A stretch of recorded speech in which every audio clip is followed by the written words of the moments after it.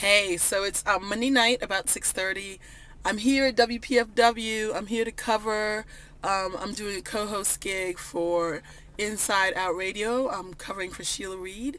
Tonight we're talking about marriage equality, and we're having some experts on, lawyers, couples who are getting married, people who marry people. So I'm always excited to guest host here at WPFW. Everybody's here is so super cool, and it's always just a fun gig. So I'm heading in, and we'll catch up in a little bit. All right, bye.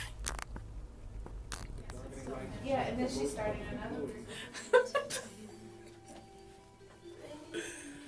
All right, here we go. And I got one more question for you.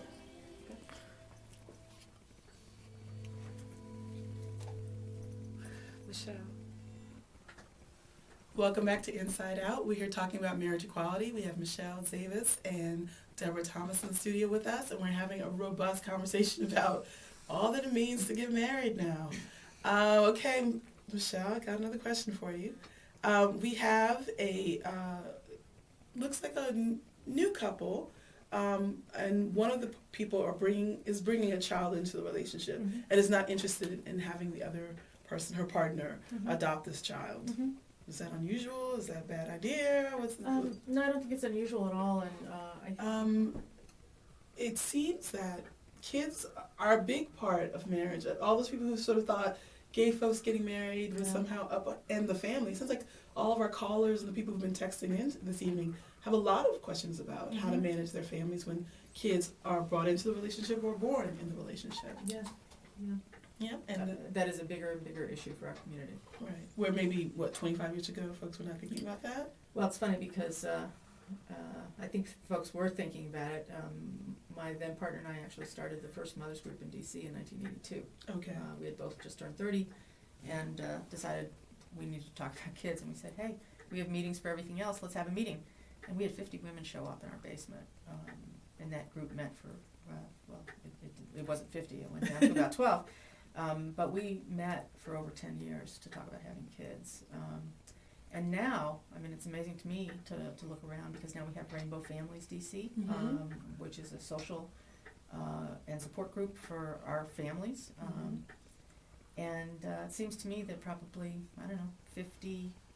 70% of the LGBT folks that I represent in my firm are having kids.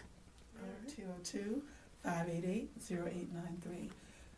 If you live somewhere in the 37 jurisdictions that don't acknowledge marriage, should you still pursue it? It depends. For example, Pursue getting married. Right. That's what I mean. right. Of course, the two closest jurisdictions to DC are Virginia and Maryland. The question of whether Maryland will recognize an out-of-jurisdiction marriage is still not completely answered. And so when I counsel people who live in Maryland, perhaps who come to see me for estate planning, I will talk to them about the potential legal benefits of getting married. I try not to address the emotional issues, but the legal benefits can be enormous, absolutely enormous. I think it is less, I don't know about necessary, but less helpful in a place like Virginia, where it's quite clear there's a DOMA and all of that. But in those jurisdictions like Maryland, where even you can't get married within Maryland, it may have significant legal impact to do that. New York is another one. New York recognizes out-of-jurisdiction marriages. Places like Rhode Island, sort of in the middle. So there are many jurisdictions that, even though right now you can't get married in those jurisdictions, that jurisdiction may well recognize an out-of-jurisdiction marriage, or the question might be open. And so you put yourself in a position to potentially have that marriage recognized. What I say to my clients is, I can't promise you your marriage is going to be recognized, but I certainly can promise you if you're not married, it won't be recognized. I don't know if the last question, but a question I didn't expect this evening. There is a lesbian couple pregnant, but the person carrying the baby, it's not the bio mom. She's carrying the egg of the other partner. parent. Sure. What is the legal Do it all the implication? time. Okay. Well, right now, it depends. Most family law is state-based, so every state is different. Right now, the law appears to be in both Maryland and DC, although I'm not aware of sort of the final decision on all this through court opinion or through statute. The birth mother is considered the legal parent. The mother birth carrying carrying the the- child. that's This hour we've been talking about marriage equality. We had Michelle Zavis from Zavis Junker Law Group and Deborah Thomas, who is holding the first Marriage Equality Expo here on Saturday, March 19th. and so just give us some last minute information if Michelle, if folks want to get a hold of you and bring some of their problems to your doorstep. How can they get a hold of you?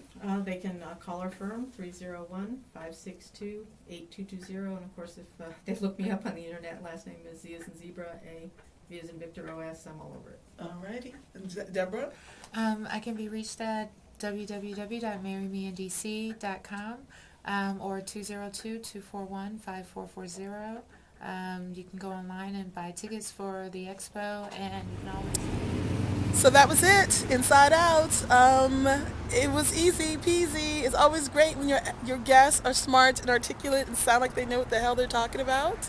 And my job is just to ask questions, be probing, and act like I care, which I totally cared about this one because at some point I hope to be married again, and I want to know all the ins and outs and all the laws and all that good stuff. So Michelle Zavis and Deborah Thomas, thanks for coming out and enlightening us and answering all of our questions. And Sheila, thanks for letting me host again, and I'll talk to you guys later. Bye.